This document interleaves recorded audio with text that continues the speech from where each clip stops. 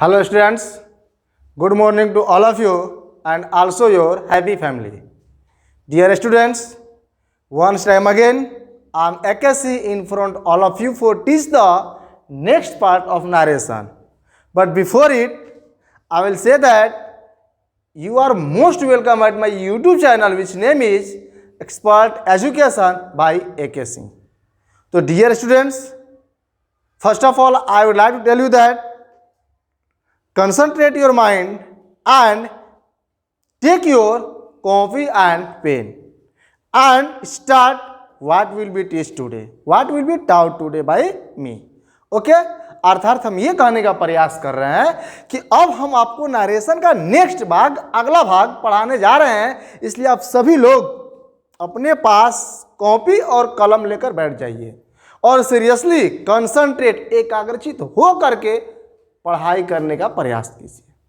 Okay तो चलिए I start special rule imperative sentence. हमने आपको पिछले वीडियोस में कंप्लीटली पढ़ाने का प्रयास किया, अर्थात हमने आपको ए टू जेड अगर टोटल डिस्क्रिप्शन करें तो नरेशन क्या होता है, नरेशन के पार्ट कितने होते हैं, डायरेक्ट नरेशन क्या होता है, इनडायरेक्ट नरेशन क्या होता है, उसके बाद चेंज ऑफ जनरल रूल क्या होता है, स्पेशल रूल क्या होता है, जनरल रूल में चेंज ऑफ पर्सन क्या होता है, चेंज ऑफ टेंस क्या होता है, change of other part of speech क्या होता है, इसके साथ साथ केस और सेंटेंस का इस्तेमाल कैसे किया जाता है. उसके बाद हम लोग स्पेशल रूल में पढ़े थे इंटरोगेटिव सेंटेंस के बारे में, और इंटरोगेटिव में हमने दो पार्ट का सहारा लिया था, एक सिंगल इंटरोगेटिव और दूसरा डबल इंटरोगेटिव.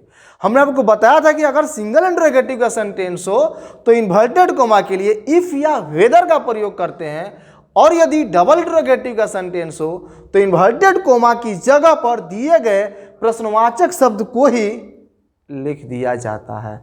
जैसे वेयर डू यू लिव तो हम वेयर को वेयर लिखेंगे.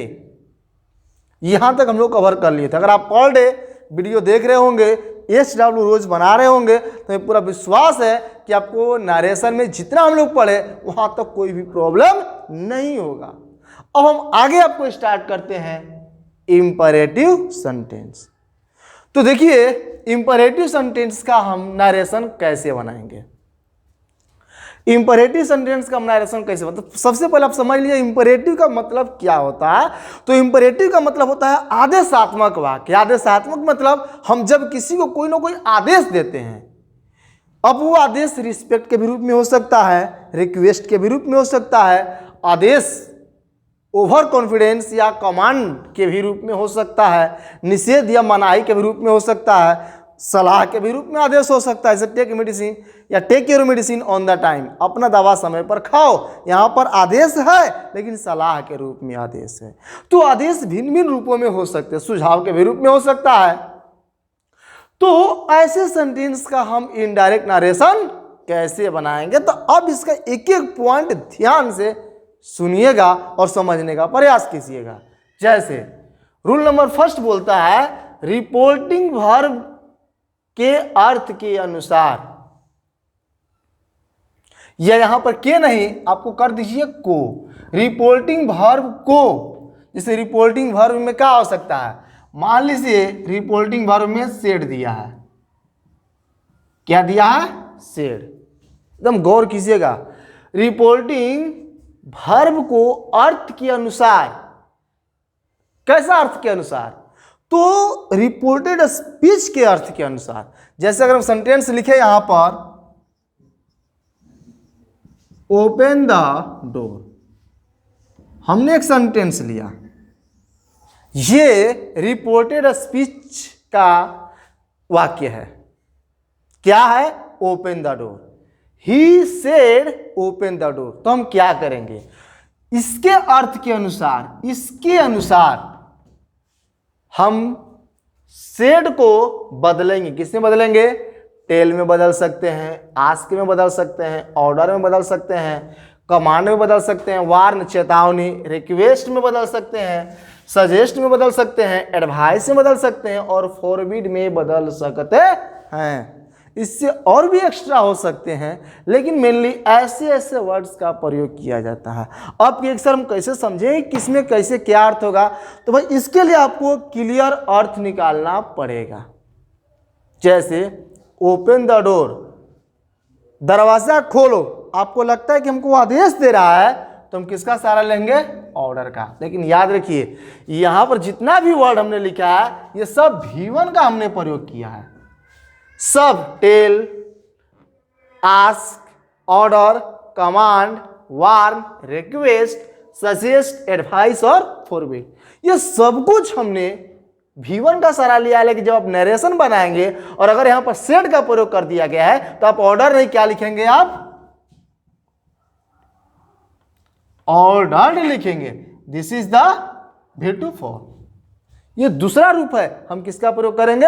ऑर्डर्ड का प्रयोग करेंगे। कब? जब सेड रहेगा तब। अर्थात सेंटेंस रहेगा ओपन द डोर, दरवाजा खोलो, तो हम ऑर्डर का प्रयोग करेंगे। या अगर सिंपली आदेश में आपका जब माइंड काम नहीं करता है तो आप टोल्ड या आस्क का प्रयोग कर सकते हैं, कोई दिक्कत नहीं है। अर्थात ओपन द डोर को ही ऑर्डर्ड भी लिख सकते हैं, ही आस्क्ड भी लिख सकते हैं, ही टोल्ड भी लिख सकते हैं, लेकिन अधिकतर हम ऑर्डर का प्रयोग करेंगे या आस्क्ड का प्रयोग किया जा सकता है। तो बोलिए ये तीनों में कोई दिक्कत? ये तीनों एक ही चीज है। जो टेल है वही आस्क है, वही ऑर्डर है। और आपके दिमाग में है कि नहीं सर टेल तो हम लोग असर्टिव में लगाते हैं, तो आप इसको डिलीट भी कर सकते हैं। आप इंपरेटिव में अधिकतर आस्क या ऑर्डर का प्रयोग कर सकते हैं और दोनों सेम चीज है। और अगर नो डाउट अगर आप समझ जाते हैं कि नहीं आदेश है तो आप 90% ऑर्डर का सहारा लीजिए। Bring a glass of water, एक गिलास पानी लाओ तो ऑर्डर्ड। गो देयर, वहां जाओ तो ऑर्डर्ड। कम हियर, यहां आओ तो ऑर्डर्ड। तो बोलिए इसमें कोई दिक्कत? आगे बढ़ते हैं। कमांड। कमांड का प्रयोग विशेष स्थिति में किया जाता है। विशेष स्थिति मतलब जब कोई पुलिस लाइन में, फोर्स विभाग में किसी को आदेश दिया है, जैसे दी कैप्टन सेड या दी कमांडर सेड मूव बैक या गो बैक। कमांडर ने कहा, क्या कहा? कमांडो ने क्या कहा कि वापस लौट जाओ। तो ये कमांडो जो है वो फोर्स डिपार्टमेंट का पार्ट हो गया, और फोर्स डिपार्टमेंट में हम कमांड का प्रयोग करेंगे, ऑर्डर का नहीं, क्योंकि उसमें और इसमें अंतर होता है। जैसे अगर हम लोग आदेश देंगे कि bring a glass of water, एक गिलास पानी लाओ, तब कहा कि ठीक है ला रहे हैं, कोई दिक्कत नहीं है, अभी प्रॉब्लम है, या 10 मिनट के बाद लाएंगे। लेकिन अगर पुलिस विभाग में आदेश मिल गया गो तो गो, नो डिस्कस, कोई डिस्कस नहीं, क्योंकि वो पुलिस लाइन का मैटर, वहां पर डिसिप्लिन सख्त होता है। एटोन्स तो एटोन्स, अर्थात राइट नाउ, अभी तो अभी। तो इसीलिए जब भी पुलिस मैटर की बात होगा तो हम किसका प्रयोग करेंगे? कमांड का। तो बोलिए कमांड का प्रयोग कब करेंगे? कोई दिक्कत? Any problem? साइड से लिख भी लीजिएगा कि फोर्स डिपार्टमेंट में जब कोई आदेश देता है तो वैसी स्थिति में कमांड का प्रयोग किया जाता है। उसके बाद आता है वार्न। ऐसे वार्न का प्रयोग बहुत ही कम मिलता है, बहुत ही लेस, चेतावनी देने के लिए वार्न का प्रयोग करते हैं। अगर आप नहीं भी करेंगे तो कोई दिक्कत नहीं है, वार्न बोल के हटा ही दीजिए। आगे बढ़ते हैं रिक्वेस्ट। रिक्वेस्ट का प्रयोग कब करेंगे? तो जब सेंटेंस में प्लीज या काइंडली का प्रयोग किया गया, please give me your pen, कृपया आप मुझे कलम दीजिए, तो यहां पर रिक्वेस्ट का भाव निकल रहा है, तो ऐसी स्थिति में हम रिक्वेस्ट का प्रयोग करेंगे। किसका प्रयोग करेंगे? रिक्वेस्ट का। कब? जब दिए गए वाक्य से प्लीज या काइंडली का अर्थ स्पष्ट होगा तब। बोले यहां तक, एनी डाउट? ओके। अब आते हैं सजेस्ट। सजेस्ट को भी सजेस्ट, सजेस्टेड, सजेस्ट लिखा जाता है। इसका प्रयोग हम कब करते हैं? तो सजेस्ट का प्रयोग किस सुझाव के लिए या सलाह, एडवाइस की जगह पर, यहाँ पर एडवाइस लिखा हुआ है। सजेस्ट एडवाइस वही चीज़ है, लेकिन एडवाइस और सजेस्ट में बारीकी अंतर यही होता है कि सलाह अक्सर बड़े लोग छोटे लोगों को देते हैं, और जो दोस्त लोग होते हैं, जो अपने में लोग होते हैं, वहाँ पर हम लोग सलाह नहीं सुझाव देते हैं। तो जिस वाक्य से किसी सुझाव का अर्थ निकलेगा तो हम सजेस्ट का प्रयोग करते हैं, सलाह का अर्थ निकलेगा तो एडवाइस का प्रयोग करते हैं। और फॉरबिड में फॉरबिड का भी प्रयोग किया जाता है। फॉरबिड का क्या मैटर है, आई शैल टेल यू, हम बताएंगे। फॉरवर्ड का प्रयोग करते हैं कब? जब सेंटेंस में नॉट टू अर्थात डोंट से प्रारंभ किया गया है, अर्थात जब रिपोर्टेड स्पीच के वाक्य को डोंट से प्रारंभ किया गया होगा तो हम फॉरवर्ड का प्रयोग करते हैं। ये बात आप ध्यान में रखिएगा, आगे क्लियर हो जाएगा कि जब रिपोर्टेड स्पीच के वाक्य को डोंट से प्रारंभ किया गया हो तो उसके लिए रिपोर्टिंग वर्ब सेड की जगह फॉरवर्ड, अगर सेड हो तो फॉरवर्ड अर्थात फॉरवर्ड का प्रयोग किया जाता है। तो बोलिए point number 1, any problem, any doubt? Nice. अर्थात यही बात है, अर्थात जब सेड रहेगा इन्वर्टेड कोमा की जगह तो सेड को हम ऐसे वर्ड से बदल देंगे। कभी टेल होगा, कभी आस्क, कभी ऑर्डर, कभी कमांड, तो कभी वार्न, कभी रिक्वेस्ट, तो कभी सजेस्ट, तो कभी एडवाइस, तो कभी फॉरवर्ड, ऐसे शब्दों का प्रयोग करते हैं। तो एनी डाउट? आप समझ चुके हैं। टेल का प्रयोग न भी करेंगे तो कोई दिक्कत नहीं है। आस्क या ऑर्डर एक ही चीज होता है। 80% आप ऑर्डर का सहारा लीजिए। कमांड पुलिस विभाग में किसी को चेतावनी देने के लिए वार्न, या इसका प्रयोग न भी करेंगे तो कोई गलत नहीं है। रिक्वेस्ट के लिए प्लीज या काइंडली के लिए रिक्वेस्ट, और सुझाव देने के लिए सजेस्ट, सलाह देने के लिए एडवाइस, और डोंट का प्रयोग किया गया हो तो फॉरवर्ड का प्रयोग किया जाता है। यहां तक any doubt? Okay. Rule number 2 क्या बोलता है? डायरेक्ट स्पीच में रिपोर्टिंग वर्ब के बाद ऑब्जेक्ट रहे या ना रहे। जैसे कोई सेंटेंस दिया, he said open the door, तो उसमें ऑब्जेक्ट रहे या ना रहे, इनडायरेक्ट स्पीच में रिपोर्टिंग वर्ब के बाद ऑब्जेक्ट अवश्य लगाते हैं। ऑब्जेक्ट क्या करते हैं? अवश्य लगाते हैं। अर्थात आपको ऑर्डर के बाद ऑब्जेक्ट लगाना पड़ेगा। ठीक, चलिए। तो अब आपके दिमाग में ये होगा कि सर इसमें किस वर्ड्स का प्रयोग अधिकतर किया जाएगा ऑब्जेक्ट के बाद। तो अगर आपसे मैं क्वेश्चन पूछें कि इंपरेटिव सेंटेंस का सबसे बड़ी विशेषता क्या है, अगर हम आपसे क्वेश्चन पूछें इंपरेटिव सेंटेंस का सबसे बड़ी विशेषता क्या है, तो आप जवाब क्या देंगे? आप जवाब यही देंगे कि सर जो इंपरेटिव सेंटेंस का वाक्य होता है, इस सेंटेंस में कर्ता यू हमेशा छिपा होता है। इस सेंटेंस में कर्ता यू हमेशा छिपा होता है। जैसे एक सेंटेंस लेते हैं, he said please give me your pen. थोड़ा सा गौर कीजिएगा, ये आपका सेंटेंस हो गया, रिपोर्टेड स्पीच का वाक्य हो गया। बोले यहां तक, एनी डाउट? अब हम इसका बनाएंगे इनडायरेक्ट नरेशन। तो इसमें एक कर्ता यू हमेशा छिपा हुआ है। यू मतलब तुम मतलब मैं। सब देखिए कितना सिंपल है। उसने कहा, उसने किससे कहा? मुझसे कहा। क्या सी बात है? 100% को लेके वर्ड होगा। वह उससे नहीं कहा क्योंकि इसमें कर्ता यू छिपा है। यू मतलब तुम मतलब मैं। जैसे मोहन ने कहा, I am Mohan, suppose that I am Mohan, तो मैंने कहा, मैंने क्या कहा? यू गोआ, तुम बाहर जाओ, मतलब हमने आपसे कहा।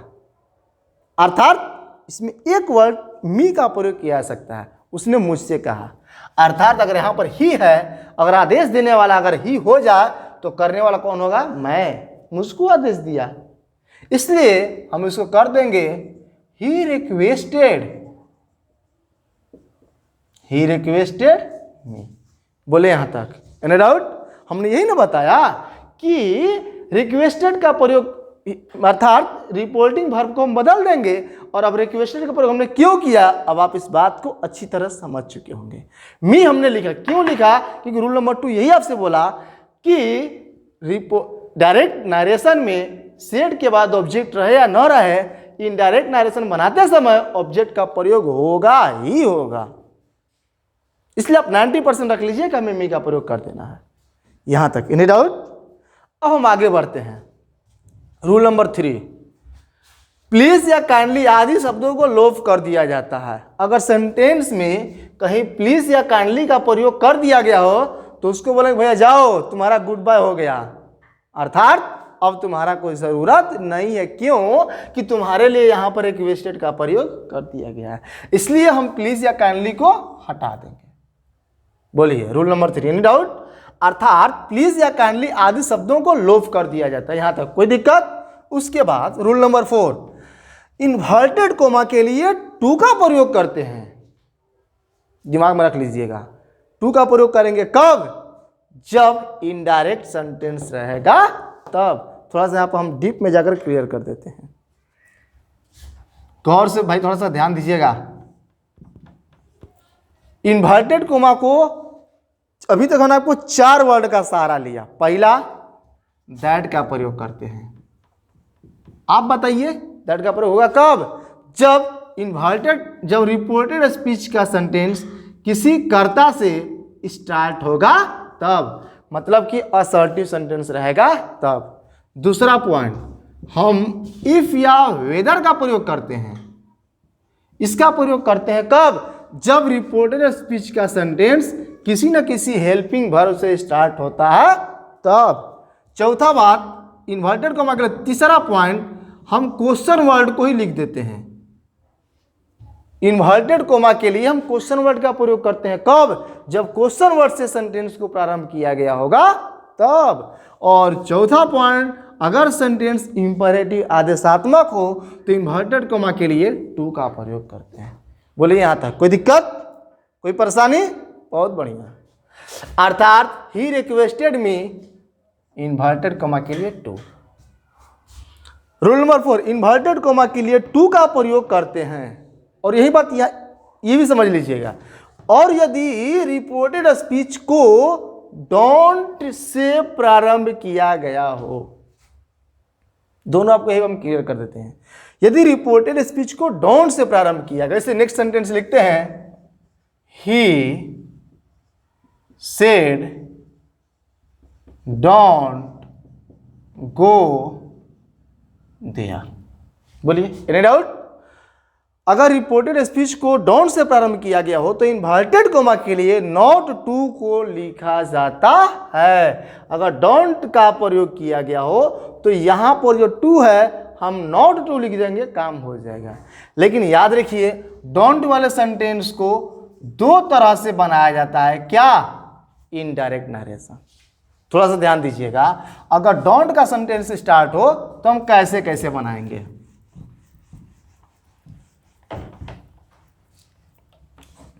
अर्थात he said don't go there. पहला नियम यह है कि पहला बात, ही डोंट गो देयर, वहां मत जाओ। और आप ऑर्डर या एडवाइस का सहारा लेते हैं, इसमें एडवाइस का सेंस छिपा होता है। डोंट गो देयर, वहां मत जाओ, तो एडवाइस का सेंस छिपा हुआ है तो हम एडवाइस लिख देते हैं, ही एडवाइस्ड मी। एक नियम, कब? जब डोंट से सेंटेंस प्रारंभ किया जाएगा तब। तो हमने लिखा ही एडवाइस्ड मी। अब इन्वर्टेड कोमा के लिए नॉट टू गो देयर। बोलिए एनी डाउट? अर्थात अगर डोंट से प्रारंभ किया गया हो तो इसका एक तरीका यह है कि रिपोर्टिंग वर्ब के लिए एडवाइस्ड का प्रयोग, या आप चाहे तो टोल्ड भी लिख सकते हैं, कोई दिक्कत नहीं है। लेकिन हाँ, जब सेड के लिए एडवाइस्ड या टोल्ड का प्रयोग करेंगे तो इन्वर्टेड कोमा के लिए नॉट टू का प्रयोग किया जाता है। परंतु यदि हम डोंट को हटाकर फॉरवर्ड का प्रयोग करते हैं, जैसे ही फॉरवर्ड मी। फॉरवर्ड का मतलब होता है निषिद्ध या वर्जित। फॉरवर्ड का मतलब होता है निषिद्ध या वर्जित। अर्थात ही फॉरवर्ड मी, फॉरवर्ड मतलब क्या? उसने मुझको माना किया। ही फॉरवर्ड मी, उसने मुझको माना किया। जब माना कर दिया तो अब इसमें नोट लगाने की जरूरत नहीं है। अगर यहां पर नोट लगा दीजिएगा तो ये माना का होल स्क्वायर हो जाएगा।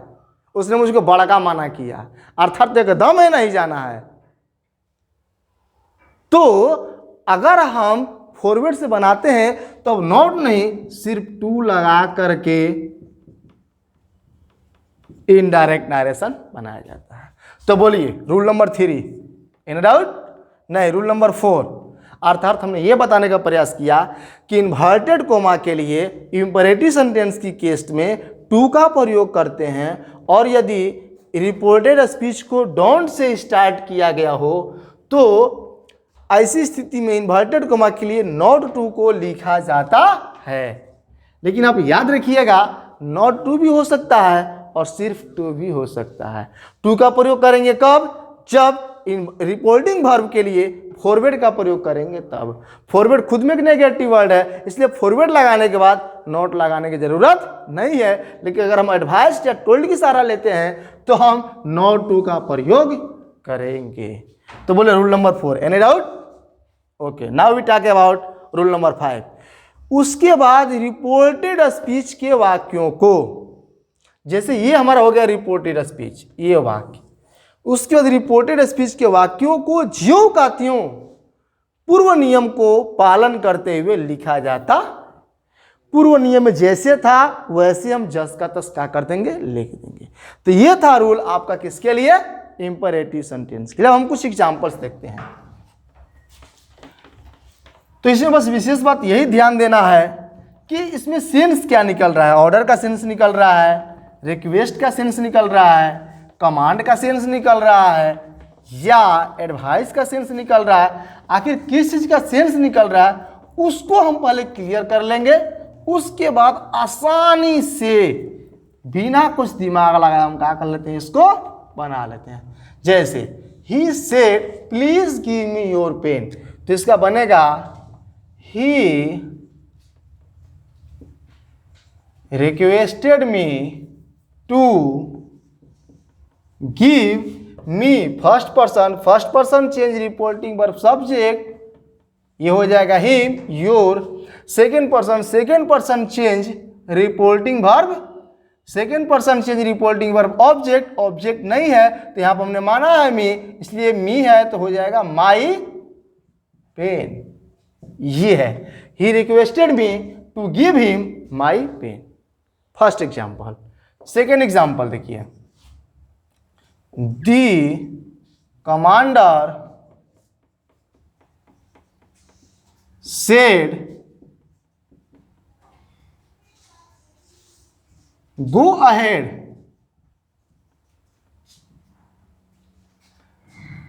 The commander said, go ahead. Commander ने कहा, क्या कहा? Go ahead, आगे बढ़ो, आगे बढ़ो। तो आपको क्या लगता है, कमांडर किसी एक को आदेश दिया है, बहुत सारे सैनिकों को? तो इसको हम चाहे तो बना सकते हैं दी। अब बोलिए, हम ऑर्डर लिखे? नहीं, कमांडेड होगा, क्योंकि कमांडर एक फोर्स विभाग की मैटर है, इसलिए हम लिखे कमांडेड। कमांडेड अस, COMMANDED, अर्थात कमांडर कमांडेड अस। कमांडर हम लोग क्या किया? कमांड किया, आदेश दिया, क्या? To go ahead. बोलिए, एनी डाउट? आगे बढ़ने के लिए हम एग्जांपल नंबर 3 की बात करते हैं। अर्थात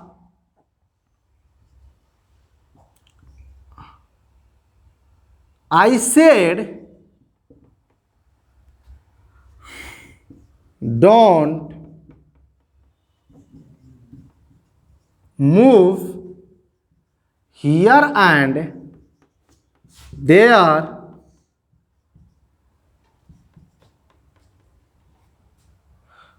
I said don't move here and there. अर्थात आई सेड, मैंने कहा don't move here and there, मैंने कहा यहां वहां मत घूमो, कोरोना बड़ी तेजी से फैल रहा है। तो आप क्या कीजिएगा, आई यहां पर डोंट का भाग है तो हम इसको 2 स्टेप में बना सकते हैं, 2 तरह से बना सकते हैं। एक फॉरवर्ड,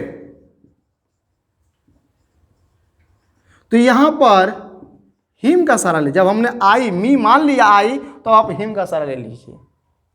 ठीक, आई फॉरवर्ड ही, मैंने उससे कहा टू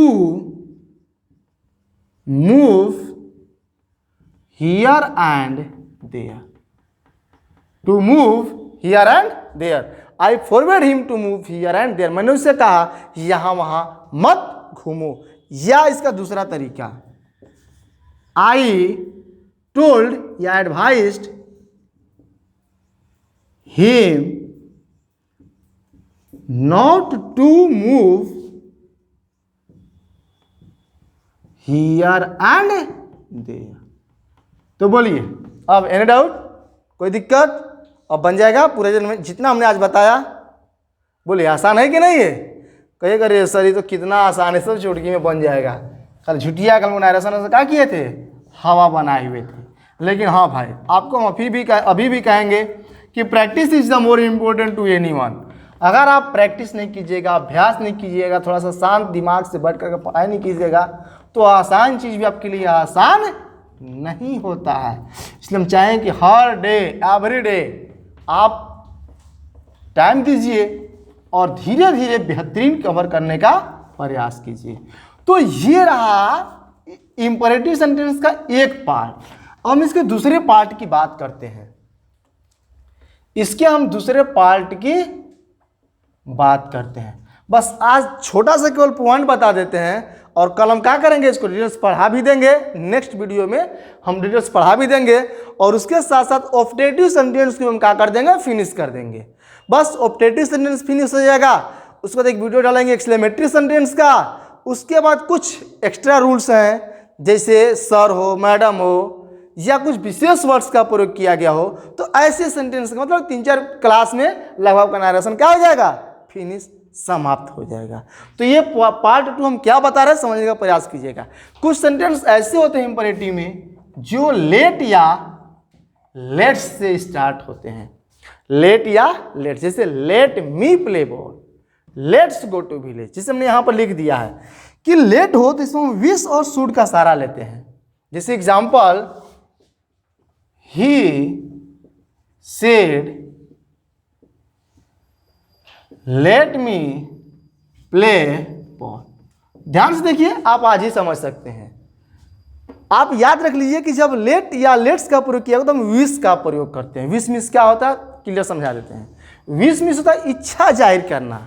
जैसे लेट मी प्ले बॉल, मुझे गेंद खेलने दो, मतलब वो इच्छा जाहिर कर रहा है कि भैया हमको तो नहीं गेंद खेलने नहीं दो यार, बड़े दिन हो गया गेंद और खेलने, तो वो इच्छा अभिव्यक्त कर रहा है। तो ऐसी चाहत के लिए हम सेड की जगह विश्ड का प्रयोग करते हैं। किसका प्रयोग करते हैं, विश्ड का, अर्थात he wished that, he wished that. हो गया। लेट को हम फिनिश, लेट को हटा देंगे, लेट को क्या कर देंगे, हटा देंगे। मी यहां पर कर्ता हो जाएगा। लेट मी मुझे का मतलब मैं, अब इसका हम कर्ता आई लिखेंगे, first person change reporting verb subject, और ये हो जाएगा ही सहायक क्रिया शुड प्ले बॉल। बस इसमें एक वर्ड ही ध्यान देना है, शुड का सहारा लेना है और सेड के लिए विश का प्रयोग करना है। तो he said let me play ball, तो ही विश्ड, अब चाहे तो मी लगा सकते हो, कोई दिक्कत नहीं है। ही विश्ड मी दैट, अगर आपको डाउट होगा तो लगा दीजिए, कोई दिक्कत नहीं। ही विश्ड मी दैट, यहां पर अब जो था अब वो कर्ता हो जाएगा, क्योंकि आपको नियम बताया गया है कि वॉइस बनाते समय बाई के बाद और लेट के बाद जब भी आता है तो ऑब्जेक्टिव केस ही आता है। लेकिन जब हम सहायक क्रिया शुड लगा दिए तो हमारा कर्ता कारक आएगा और आई का हम बदल करके ही लिखेंगे। अब क्या सर शुड कहां से आ गया, तो यहां पर एक चाहिए का अर्थ निकलता है, अर्थात ही विश्ड मी, उसने मुझे अभिव्यक्त किया, ये बात इच्छा जाहिर किया कि उसे गेंद खेलना चाहिए। तो अब आप दिमाग में रख लीजिए कि लेट वाला सेंटेंस रहेगा तो हम रिपोर्टिंग वर्ब के लिए विश्ड का प्रयोग करते हैं और यहां पर बदल जाएगा नियम। यहां पर हम फिर से आ जाएंगे, दैट का प्रयोग करेंगे। आपको टू नहीं लगाना है, आपको टू नहीं लगाना है, यहां पर इन्वर्टेड कोमा के लिए दैट का प्रयोग कर देना है। करता ही हो गया सहायक क्रिया शुड प्ले बॉल। ऐसे अगर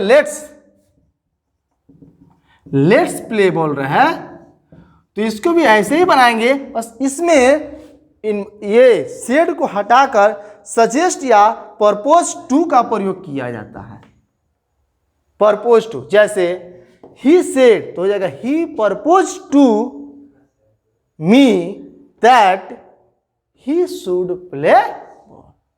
ठीक, तो जो भी होगा इसका हम क्या कर देंगे, कल आपको क्लियरली समझा देंगे।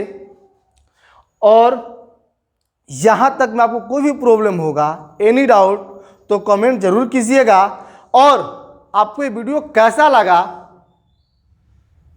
ये जरूर बताइएगा। और अगर ये वीडियो आपको अच्छा लगता है तो आप इसे लाइक कीजिए और अपने फ्रेंड सर्किल के बीच अधिक से अधिक इसे शेयर करने का प्रयास कीजिए।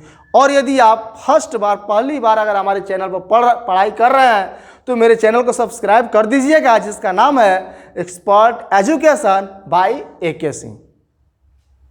Okay, thanks to all of you for watching my videos, and I hope everyone value your study and continue your study.